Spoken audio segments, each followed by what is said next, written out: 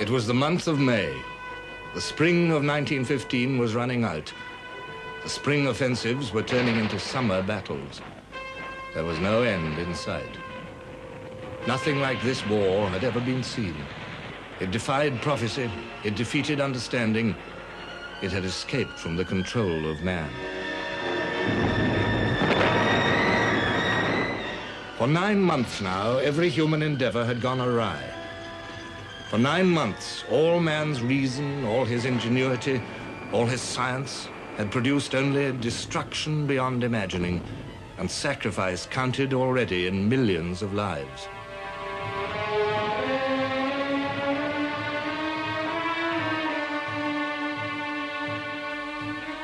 A 1,000 years of civilization seemed to be visibly crumbling.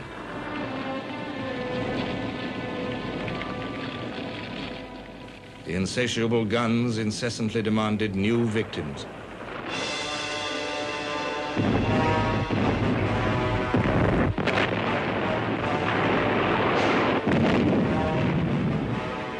At sea, underwater weapons struck at the roots of a sailor's courage. On land, the coming of gas, poisoning the very air that men breathed, seemed to reduce to nothing the virtues of bravery, enterprise, and skill. Not only the soldiers awaiting the dire chances of each day in their squalid trenches felt the war's impact. It reached into every village and street with its demands for guns, for shells, for men. It uprooted tradition. It brought pain, hardship, opportunity, above all, change. Now, Britain's years of tranquil security were over. The awakening of the British people was abrupt and brutal. It first took the form of scandal, a munitions scandal, when the news broke of the Army's desperate shortage of shells. The Times quoted Sir John French, Commander-in-Chief of the British Expeditionary Force, saying, "The want of an unlimited supply of high explosive was a fatal bar to our success."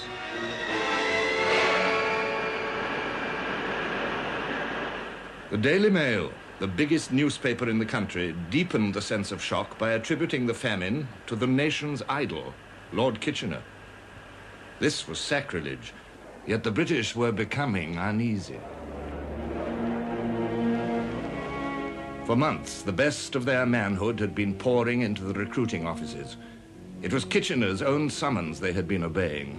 The towering hero of legend, K of K, Kitchener of Khartoum.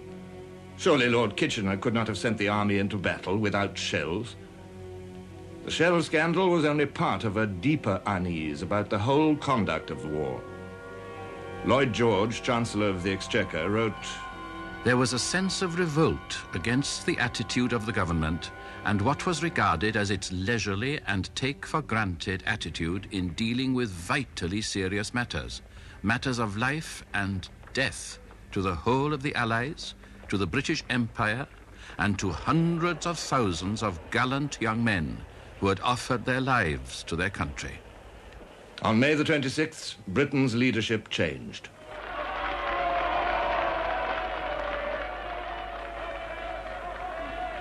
Asquith remained, but his government was now a coalition of Liberals, Conservatives, and Labour.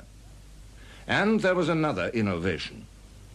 The Prime Minister has decided that a new department shall be created to be called the Ministry of Munitions, charged with organising the supply of munitions of war. Mr. Lloyd George has undertaken the formulation and direction of this department. For a moment, the mood of 1914 was displayed once more amid the facts of 1915. Italy declared war on Austria, and crowds packed the streets of London to celebrate and to cheer Italians going home to join up. Cheering was not enough. Within 5 days of his appointment, Lloyd George was rousing the nation to face reality. "We are fighting against the best organized community in the world. The best organized whether for war or for peace. And we have been employing too much the haphazard go-as-you-please methods, which, believe me, would not have enabled us to maintain our place as a nation, even in peace, much longer. The nation now needs all the machinery that is capable of being used for turning out munitions or equipment, all the skill that is available for that purpose, all the industry, all the labor, and all the strength, power, and resource of everyone to the utmost. War had outgrown battlefields. It had become the test of a nation's technology. The making of a shell case involves the metal trades, blast furnaces, steel works, iron and steel foundries, forges, stamps, drops and dies, rolling mills, drawn rod and wire works, and behind them the colliery and the iron ore quarry. It requires factories, and these in turn require machinery-covered electrical plant, factory equipment and machine tools, engines, pumps, turbines, road and rail transport, boiler making and constructional engineering work. The explosives for filling and propelling the shell from the gun involve the output of chemical works, dye works, gas works, and a great deal of very careful laboratory experiment, investigation, and testing. Germany lacked none of these things. Her industry, like her army, was organized on the grand scale. Her swift industrial growth had been based on science, on the ruthless exploitation of new ideas. Before 1914, German chemistry had supplied Britain with dyes for dresses and aspirins for headaches. Now, Britain had to build her own chemical industry. There was a serious explosives famine, and without explosives, a shell was, in Lloyd George's words, just a harmless steel vase. Equally, it was harmless without a fuse. There were more than 50 parts in a shell fuse, parts that had to fit and work as accurately as clockwork. It was the big German clock and toy industries that made the fuses for the Jack Johnsons and coal boxes, which crashed on the British trenches.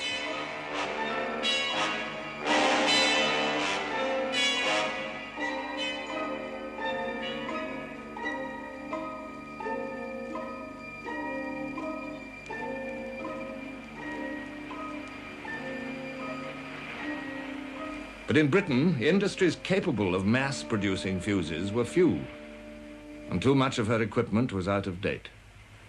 While Kitchener recruited the new armies, Lloyd George began to create new industries. On May the 27th, he walked into his office at the Ministry of Munitions to attack his colossal task.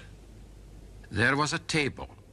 I forget whether there were 1 or 2 chairs, but by the orders of the Board of Works, there was no carpet.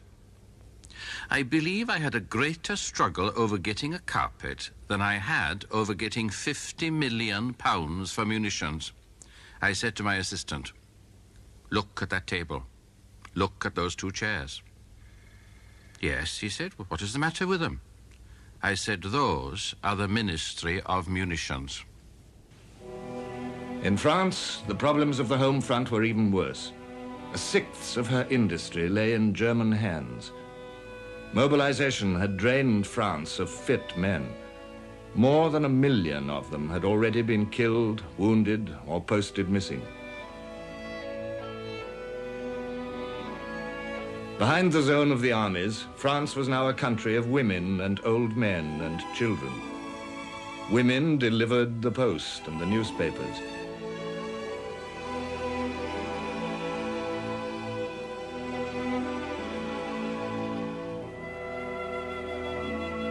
They drove the massive machines that watered the Paris streets and laid the summer dust and swept its ancient gutters free of refuse.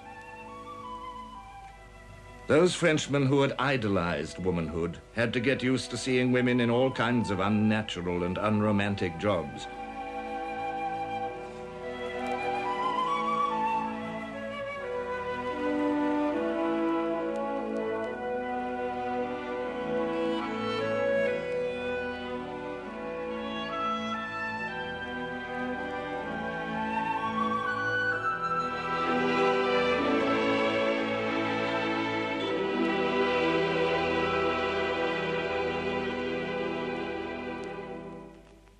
The women of France farmed the rich soil with the same love as their menfolk, but they could not supply the same strength and skill. French land produced less food and prices began to go up. To the kill, but only the first are served. Fruit and vegetables are still in good supply, but dearer than last year. The prices at the central markets are much higher than at the end of last year. Cabbages cost 60 or even 70 centimes each. Prices of groceries are also increasing by leaps and bounds. At Corbeil Market, the average increase is about 300%. The burden of shortages and rising prices fell heavily on France's poor families, many of them trying to live on a soldier's pay and allowances, or even worse, on a widow's pension. But the nation was still welded together by the patriotic flame of the Union Sacrée. The French solved the problem of munitions with the same courage and resourcefulness that had turned defeat into victory on the Marne. This nation of individualists submitted to government control, and by the end of 1915, French industry was sending the army most of the munitions it needed. Women were the key to success in the factories. They have quickly adapted themselves to this delicate work for which they seem to be specially suited. Many of them have accepted fairly dangerous jobs like the handling of fuse detonators or explosives. Today, shells are being almost entirely finished off by women. All are working very hard, many of them with serene looks on their faces. Some, on the other hand, look grim. They are probably thinking they are helping to avenge some dear victim of the war. And a few hundred miles away, German women were working with equal devotion. The Germanic empires were now a beleaguered fortress, cut off by the British blockade from the wheat lands of America and the beef of the Argentine. Behind the victorious troops of the German and Austrian armies, who stood everywhere on enemy soil, life was becoming grayer and grimmer. Since January, bread had been rationed, and it now included potato flour. One met people who had come from Berlin and who said that one could not see any signs of a war there. They must be blind.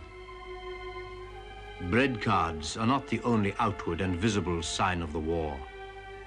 Did you ever see a private soldier, excepting a few orderlies, in Unter den Linden in peacetime? It is full of them now.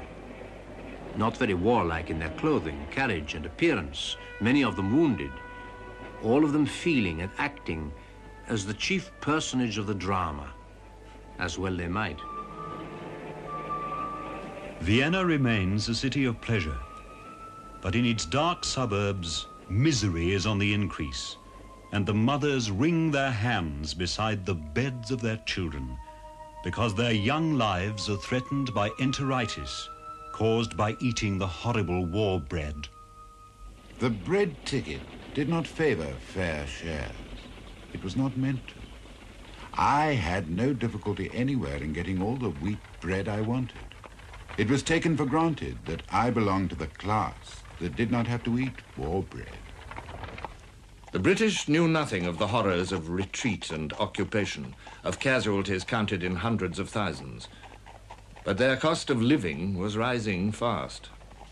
Bread last year was 2 3 farthings, and is now 4 halfpenny the £2 loaf. The price of meat for baking had doubled in price. That of the cheapest cuts for boiling had trebled. I hardly know how to make ends meet. I have 5 children, and am expecting another in June. We're eating less, and have pawned many things to make up the difference between prices before the war and now. But that can't go on. In Britain, too, the burden of the war was falling most heavily on the poor, and the poor included the families of serving soldiers. Times was very, very hard, and I only had 12 and 6 a week, and therefore I couldn't go out and spend like anyone else. And I used to sit at night and try to do a bit of reading or a bit of sewing with my hands to pass the time away like that. But it was very, very hard, and my times would wonder what he was doing or if he was thinking about me. and wondering how he was going on, when I should see him again, and all things like that. A private's pay was small. So were the allowances for a wife and children. Any official delay in payment meant a trip to the pawn shop. Death or mutilation in the country's service could mean utter poverty for the hero's family. A royal warrant issued by Lord Kitchener said, "A pension or gratuity for the dependents of a deceased soldier shall not be granted as a right. It shall not be granted or continued when the applicant is proved to be unworthy of the award in the opinion of our Army Council, or unless the soldier's services were in their judgment such as to justify the award."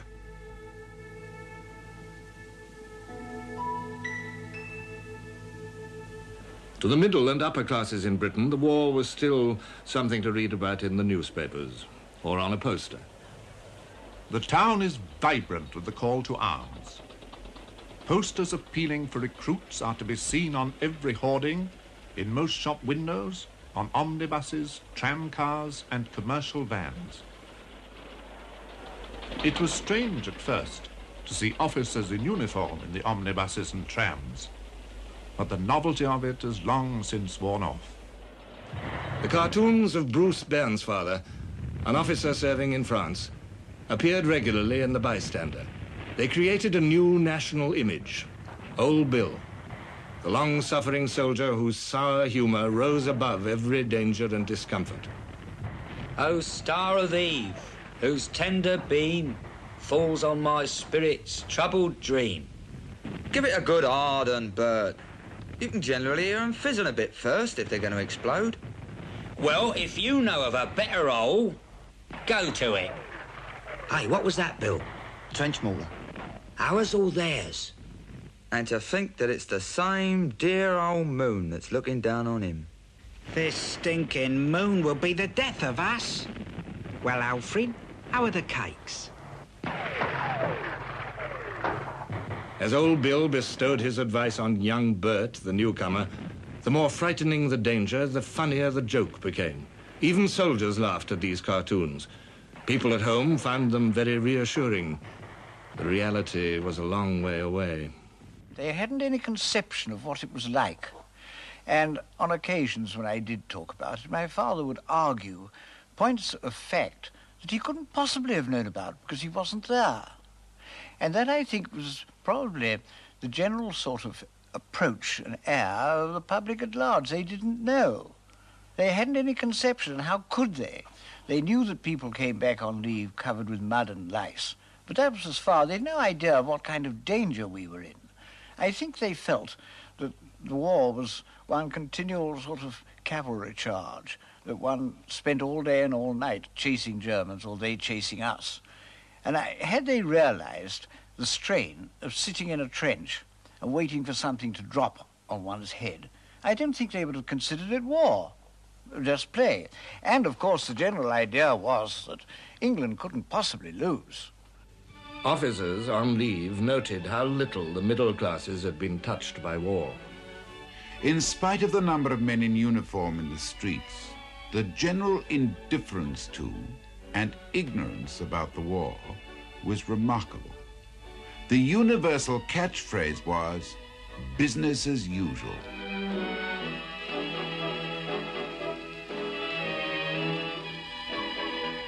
Against this background of business as usual, Lloyd George toured the country to see conditions for himself and to drive forward the industrial revolution which would give the troops the shells and guns they needed.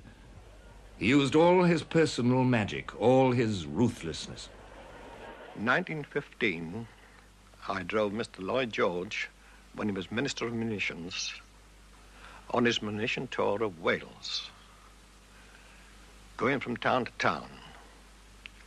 And when we arrived at Newport in Monmouthshire, just as he got out of the car, someone in the crowd shouted out, "Why don't you send out some guns?"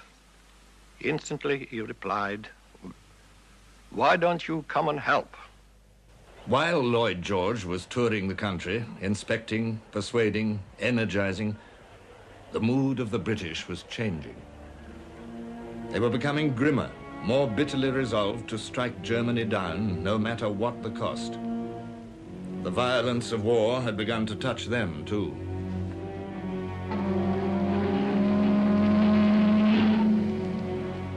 On May the 7th, Britain had been stunned by the news that the great liner, Lusitania, had been torpedoed and sunk with the loss of over 1,000 lives.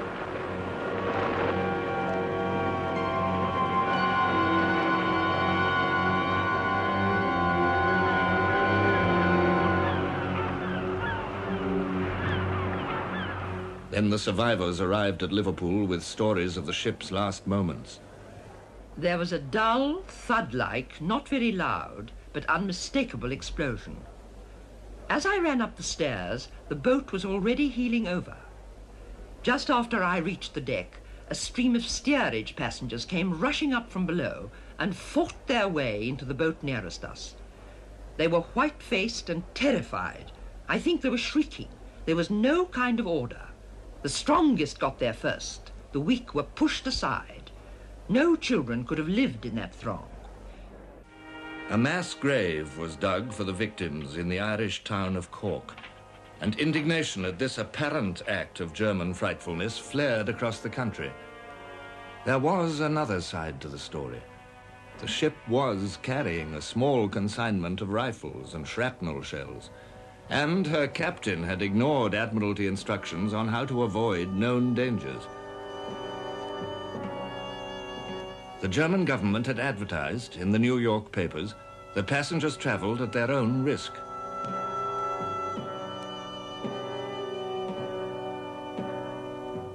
Nevertheless, anti-German riots exploded in the big industrial towns. Any shop with a German-sounding name was good for looting and smashing.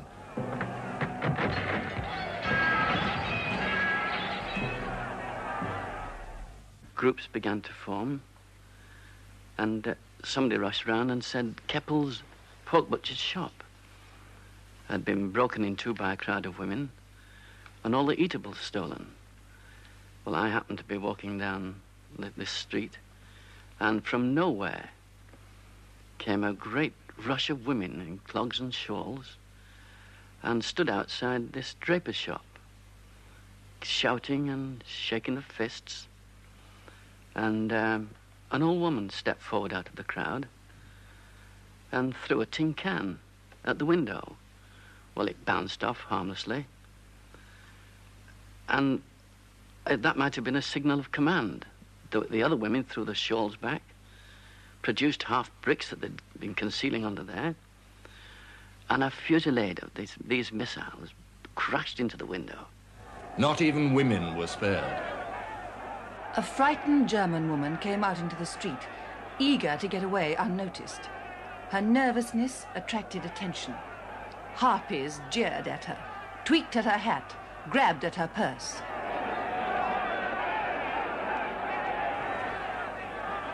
Air raids sharpened the bitter hatred of the home fronts towards the enemy. For the first time in history, bombing from the air placed under fire the populations of cities far from the battlefield. Women and children were being killed, French, German, and now British. The Zeppelins first came to England on the 19th of January, 1915. On the 31st of May, they bombed London, capital of the empire, for the first time.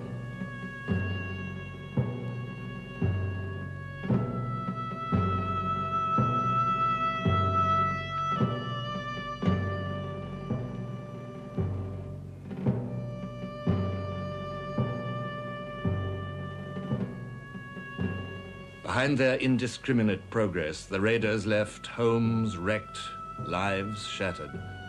The word non-combatant had lost its meaning. The rage against Germans mounted, even those who were long naturalized British subjects.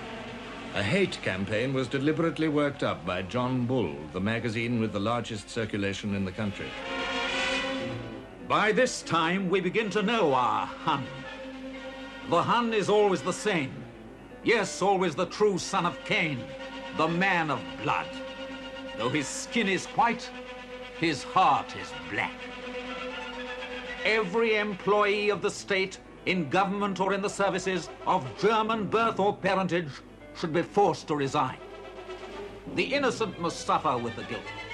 In every country at war, hatred like this seemed natural, even reasonable.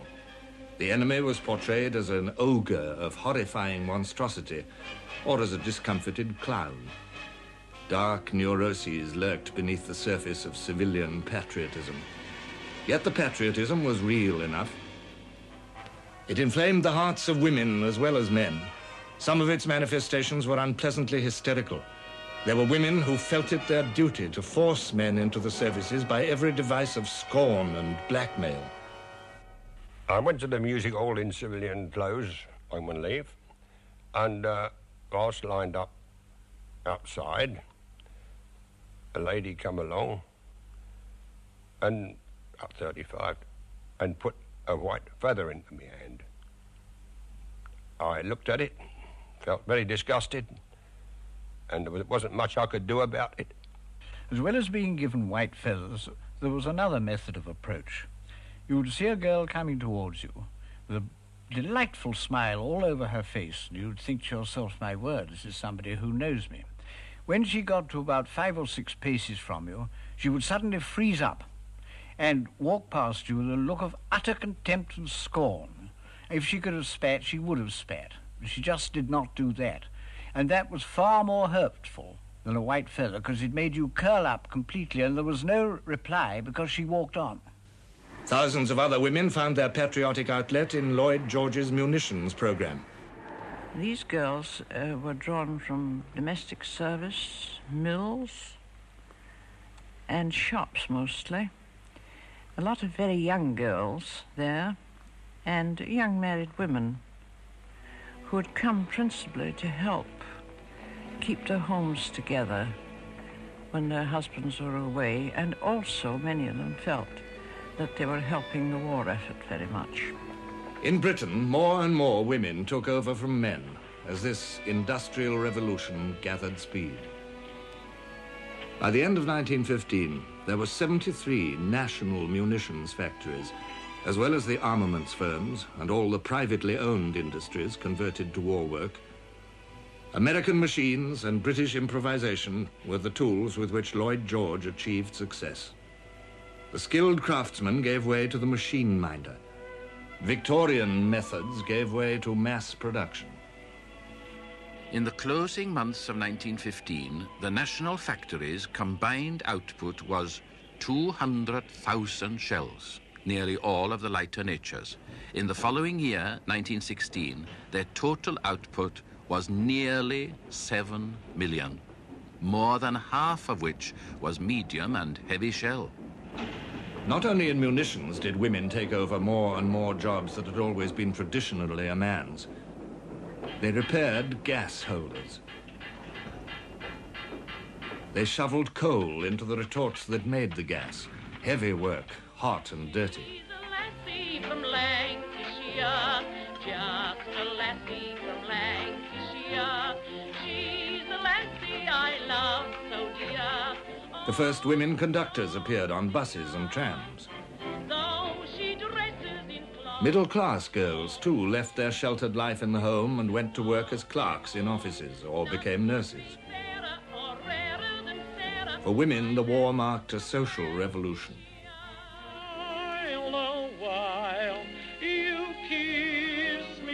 Adieu, when the clouds roll by, I'll come to you. Then the skies will seem more blue down in Lover's Lane, my dearie.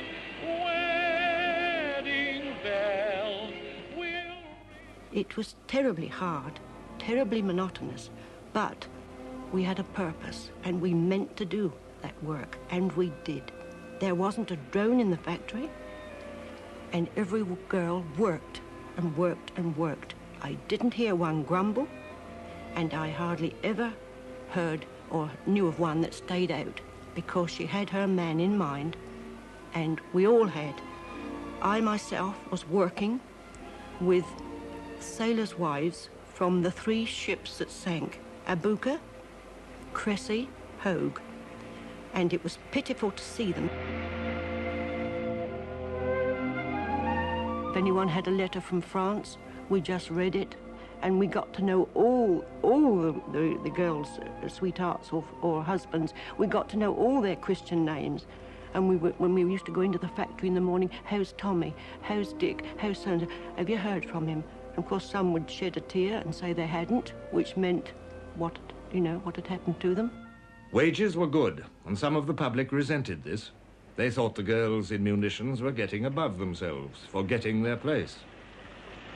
We as munition workers were heartily disliked by the general public. You'd go down the street, and people would look at you and say, "Huh, one of those munition workers." Anything derogatory that could be said about you was said about you. It was very uncomfortable sometimes. And I think, as a general rule, the idea was that you made such enormous amounts of money and other people didn't. The most dangerous work of all was filling the shelves with explosive, or making the explosive itself. The clothing we wore was fireproof, the shoes was fireproof, and every time we went out to a meal, we had to take all our fireproof clothing off and put on our outdoor clothing, which took time from our dinner hour. And again, we were searched when we returned in case of cigarettes, matches, or pins, etc. Once or twice we heard, "Oh, so-and-so's gone. Perhaps she'd made a mistake and her eye was out." But there wasn't any big explosion all the time I was there. We sang. We made the little pellets, very innocent-looking little pellets, but had there been the slightest grit in those pellets, goodbye. We got home and we had a lovely good wash. And, believe me, the water was blood red and our skin from then on was perfectly yellow. Right down through the body, legs and toes and toenails even, perfectly yellow. These women were called canaries. Their devotion was essential to the success of Lloyd George's armaments program. Through no fault of their own, they were also the cause of one of Lloyd George's toughest problems in 1915.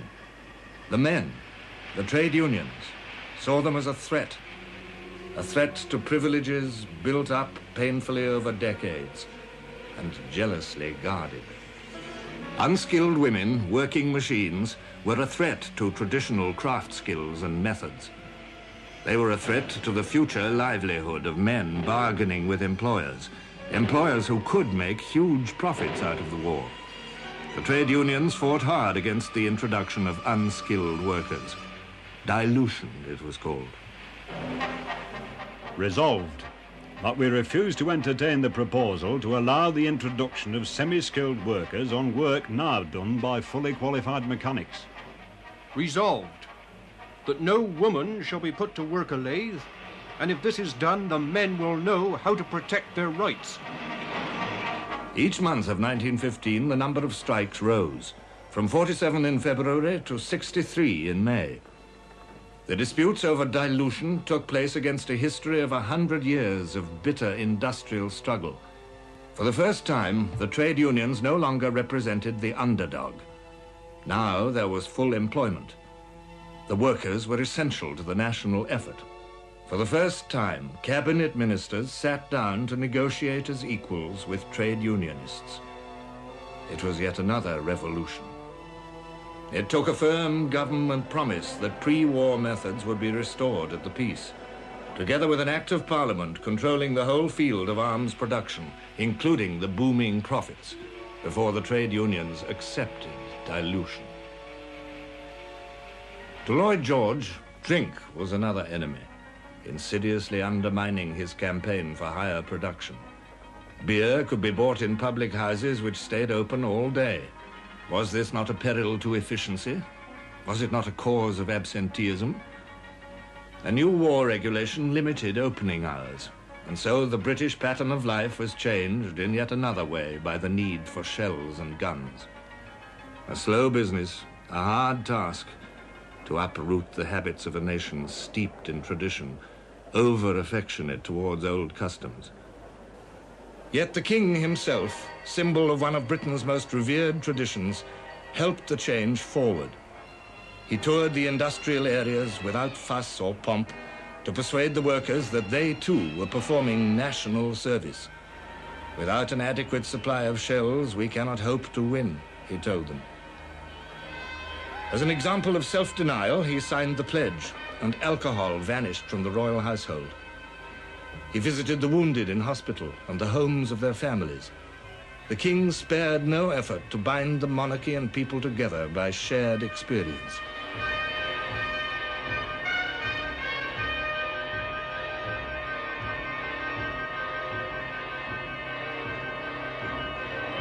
But the impatient war was clamorous with needs, and soldiers paid with their lives when design or manufacture faltered. The money was raised by 5 shillings a week for everybody, and then they introduced a bonus system.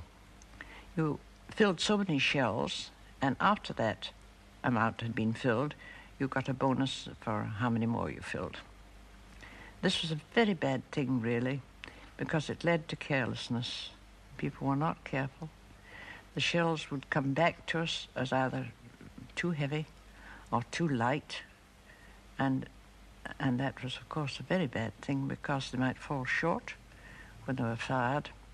At present, our high explosive for 18-pounders is so unreliable that we cannot use it in large quantities. We have lost 36 guns in a month by premature explosions. This represents the highest percentage of bursts ever suffered by any artillery on both sides in this war. Even by the end of the year, most of the shells issued to the troops were the result of orders placed under the War Office system which Lloyd George had so attacked. A third of them came from American and Canadian factories. Not until 1916 could Lloyd George's colossal program produce war material in overflowing abundance. Nevertheless, the British were rising themselves, flexing their dormant muscles. Civilians and soldiers, industrial as well as military might, the Allies were moving into total war.